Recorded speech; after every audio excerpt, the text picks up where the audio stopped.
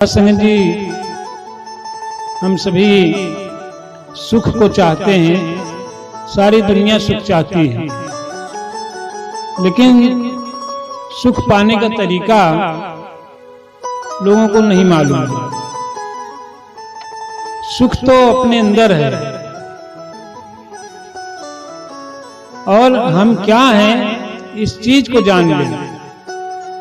हमारा स्वरूप क्या है, भगवान का स्वरूप क्या है, इस चीज को जान लें तो हम सुखी हो जाएंगे।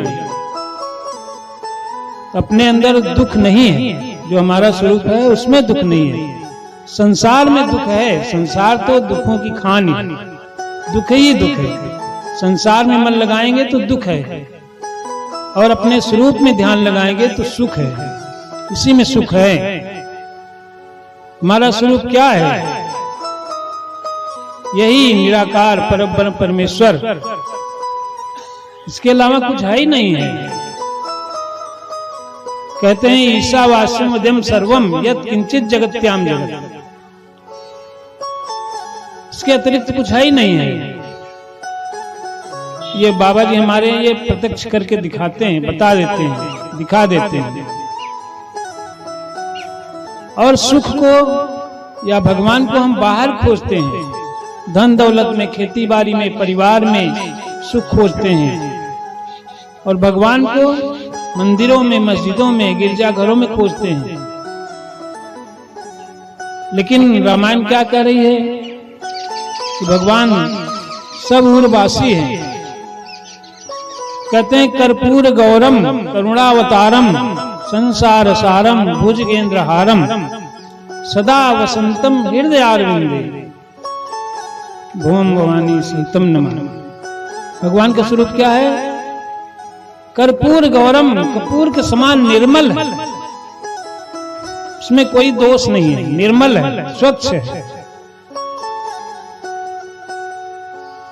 करुणा का अवतार है, भगवान के अंदर करुणा है। संसार का सार है, निचोड़, मूल जिसको बोलते हैं। संसार, पूरे संसार का, सृष्टि का मूल है, यहीं से संसार का उद्गम है, उत्पत्ति होती है। संसार सारम भुजगेंद्रहारम, भुजगेंद्र माने लोग सांप कहते हैं, सांप लपेटे हुए रहते हैं गले में। सांप क्या है?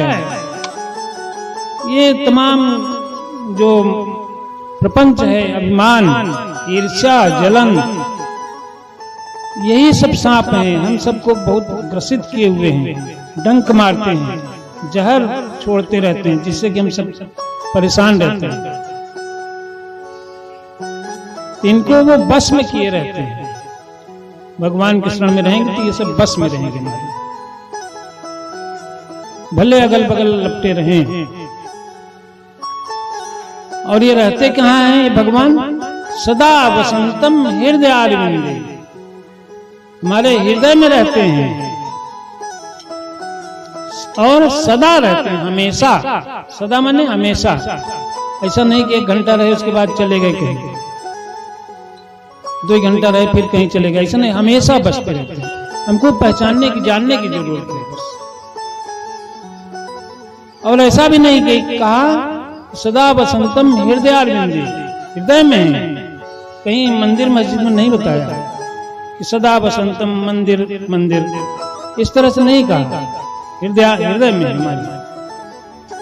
हमारे पास है। इसी तरह रामायण लिखा रही है, प्रकृति पार प्रभु सब उर्वासी।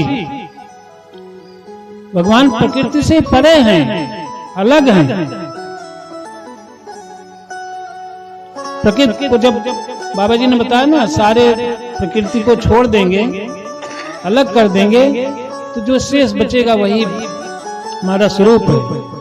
तो प्रकृति पार पर सब उर्वासी, ऐसा नहीं कि प्रकृति के पार मंदिर के वासी या मस्जिद के वासी, लेकिन हम मंदिर में ही भागते हैं, दौड़ते हैं, तीर्थों में ही भागते हैं। रामायण पढ़ रहे हैं लेकिन उसको समझ नहीं रहे, उस पर चल नहीं रहे। भगवान राम के लिए कहा गया भगवान उनको कहा जाता है। लेकिन भगवान कैसे बने? जब उन्होंने अपने आप को जाना वशिष्ठ जी के द्वारा। कहते हैं तमाम तीर्थ व्रत सब करके आए थे राम, घूम आए थे, फिर भी उनको शांति नहीं मिली, तो वशिष्ठ जी के पास गए। तो उन्होंने कुटिया का दरवाजा खटखटाया, तो वशिष्ठ जी बोले अंदर से कौन? तो राम जी बोले कि यही तो मैं जानने आया हूं कि मैं कौन हूं। तब अंदर बुला के वशिष्ठ जी ने उनको समझाया, ज्ञान दिया, बताया। तब उनको अपने स्वरूप का ज्ञान हुआ और अपने कर्तव्य का बोध हुआ। तब राम बने।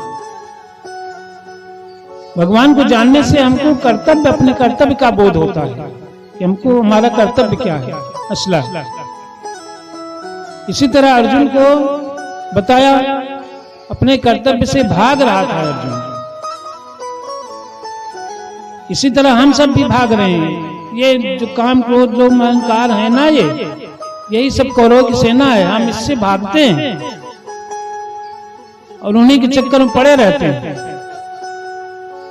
और हमको ग्रसित किए जाते हैं।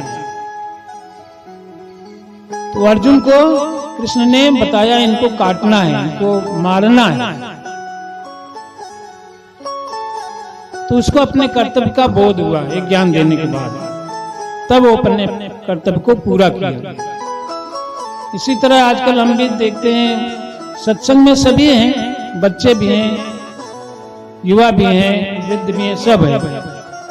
सत्संग हम कर रहे हैं, ज्ञान प्राप्त कर रहे हैं, ठीक है, लेकिन इसमें हमको ज्ञान, अपने कर्तव्य का भी बोध होता है। हमारा कर्तव्य क्या है? पिता के प्रति, पुत्र के प्रति, पत्नी के प्रति, पति के प्रति, समाज के प्रति हमारा क्या कर्तव्य है? अपना जो हमारा काम है, जो हमको मिला है, नौकरी मिली है या बिजनेस कर रहे हैं या खेती कर रहे हैं, उसमें हमारा क्या कर्तव्य है? सही ढंग से कर्तव्य करें। हम विद्यार्थी हैं तो हमारा कर्तव्य क्या है? इसमें मन से जुट के पढ़ाई करना, अपनी शिक्षा पूरी करना, ये हमारा कर्तव्य है। ये सत्संग में मालूम होता है। तो हमको ये करना चाहिए। सत्संग से बहुत फायदा है, बहुत ही फायदा है। जो अपने आप का ज्ञान हो जाएगा तब। तो जब राम को ज्ञान हो गया, तब वो वाल्मीकि मुनि उनको कहते हैं क्या कि राम स्वरूप तुम्हार, बचन अगोचर बुद्धि पर, अविगत अकथ अपार, नेत नेत नित निगम कर। तब वाल्मीकि जी ने उनके स्वरूप को बताया, जान गए कि राम जो है ब्रह्मज्ञानी है, अपने स्वरूप को जानते हैं, अपने स्वरूप में स्थित हैं। तो उन्होंने उसका बखान किया कि आपका स्वरूप तो ऐसा है, जग पेखन तुम देखन हारे। आप ही सारे संसार का ये जो नाटक है, इसको देखने वाले। जग पेखन तुम देखन हारे, विधि हरि शंभु नचावन हारे। ब्रह्मा विष्णु महेश को भी नचाने वाले। तेव नहीं जाने मर्म तुम्हारा, वे भी यानी ब्रह्मा विष्णु महेश भी आपके मर्म को नहीं जानते, ऐसा बता रहे हैं। तो और कौन जान सकता है आप? और हम लोग कल्पना से ब्रह्मा विष्णु महेश को मानते चले आ रहे हैं। सबसे बड़े देवता यही त्रिदेव। ये कोई त्रिदेव नहीं है, देवता नहीं है, ना भगवान है, ये हमारी कल्पना के हैं। अगर वास्तविक रूप में देखा जाए तो ये इस निराकार परब्रह्म की शक्तियां हैं, गुण हैं।